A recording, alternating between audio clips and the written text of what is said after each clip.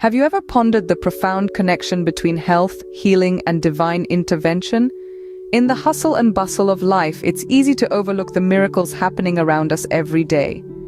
Today, we journey into a tale that beautifully illustrates the healing power of God. Once upon a time, in a small town nestled between rolling hills and sparkling streams, lived a woman named Mary. Mary was admired by all for her radiant smile and her kind heart, but life, as it often does, threw her a curveball.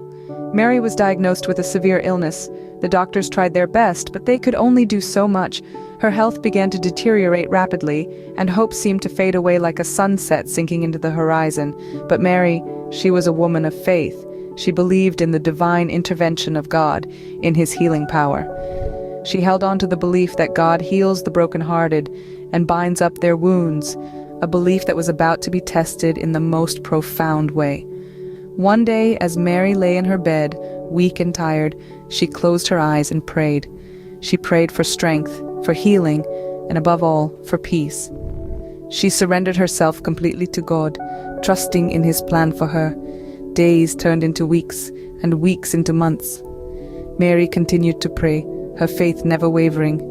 And then, something miraculous happened. Mary began to feel stronger.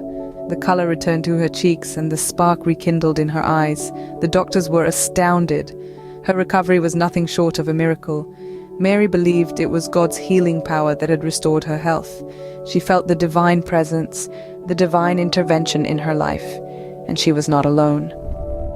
Those around her, who had witnessed her journey, couldn't help but feel the same.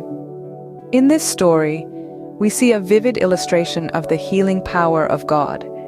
It's a reminder that God brings health and healing, that he heals the brokenhearted and binds up their wounds.